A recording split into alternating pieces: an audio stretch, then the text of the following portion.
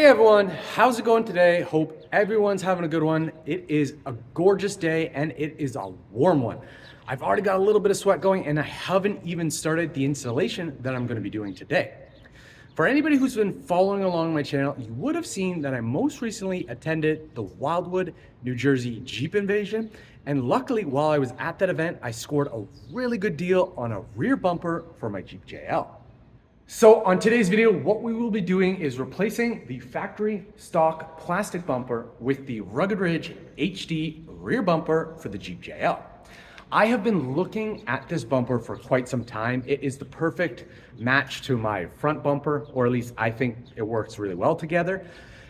But unfortunately, the price point for it has been really high. I'll put a link below if you want to check it out for yourself, but the price that they've been usually selling it for is $650. And unfortunately, I have not been willing to pull the trigger on that price just because I have other expenses and things that I would rather buy first.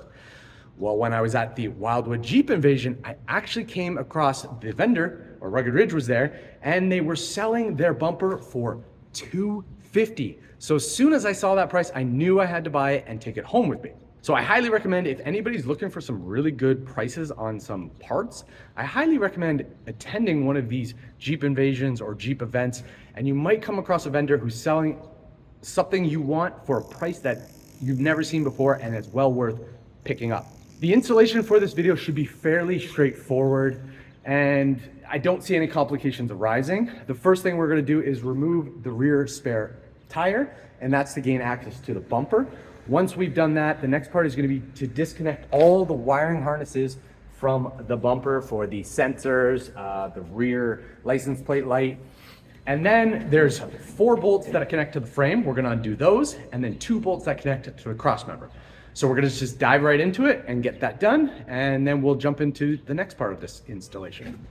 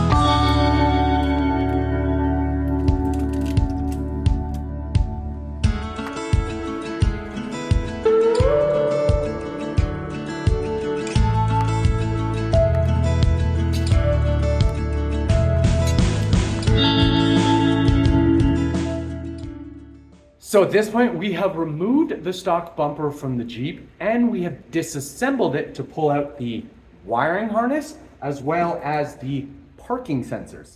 I want to mention that the Rugged Ridge instructions do lack a bit of detail on how to remove the bumper. There's a few other bolts and covers that you need to remove that they did not mention. And then when it comes to pulling out the wire harness, they don't mention anything.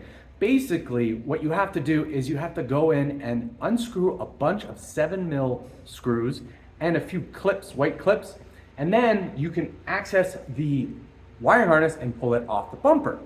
The next part we need to do is put the sensors into the bumper. So that's easily going to be by just putting them in like this. Then we're going to use this metal bracket that they provided. It slides in like this. And then we're going to use the hardware, the bolts and nuts and bolts to do that. So we're going to do all 4 of them. We're going to get to that and then we'll move on to the next step.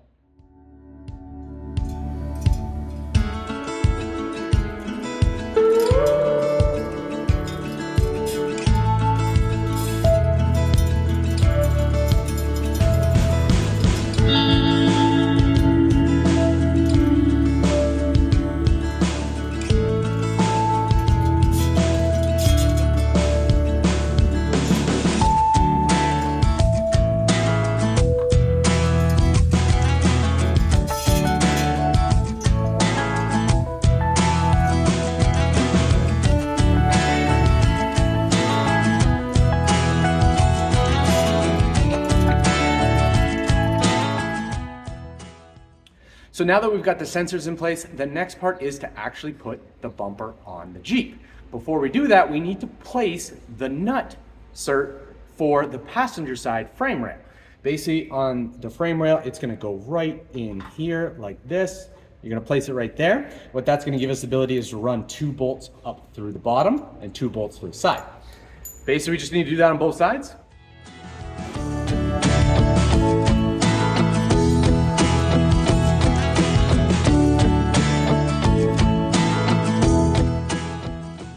So as you saw there, I had an issue trying to get the bumper on the Jeep, and it's all because of this bracket right here. This bracket right now is being used to hold the hitch mount on.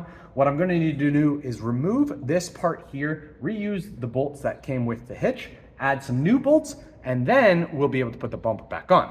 So let's go ahead, remove that, and we'll go right back to putting the bumper in.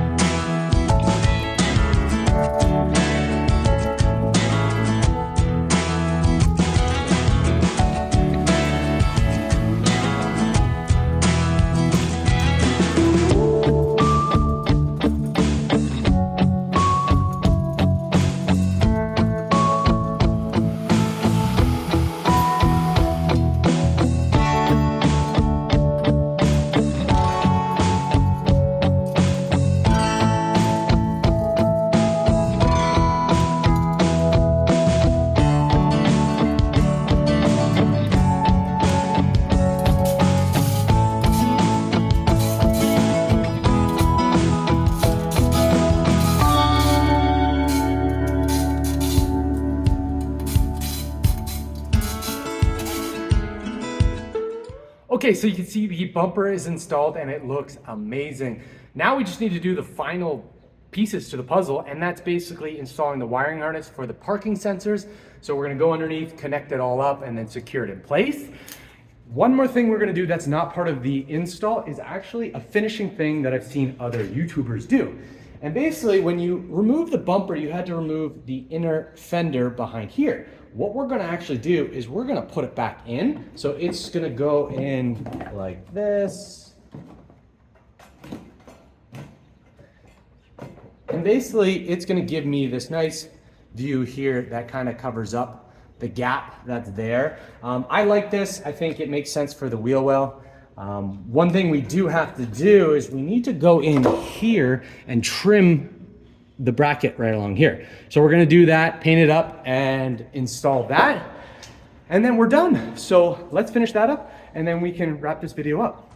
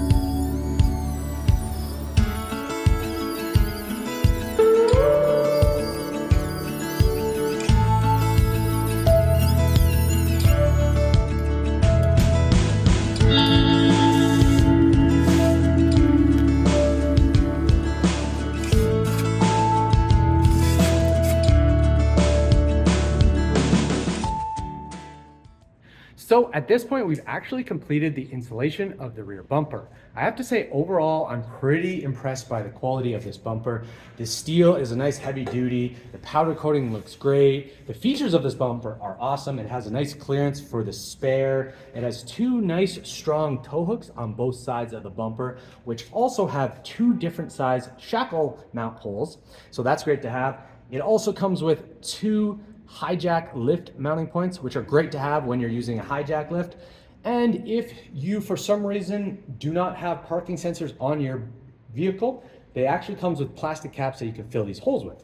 One thing you'll notice behind me is that the bumper does not have a license plate mount. Rugged Ridge does sell a nice relocation kit where it brings a bracket up behind here and your license plate will mount right here.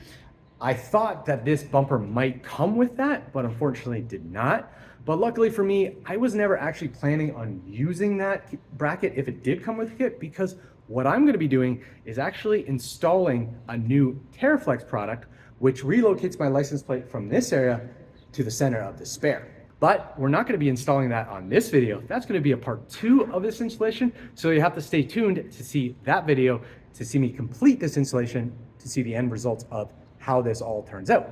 So that means we're wrapping this up. So please make sure to like, subscribe, and share. If you have any questions or comments about the bumper and the installation, feel free to post them below and I'll do the best to answer or respond. By this point, enjoy the rest of your day and we'll see you on part 2 of this installation.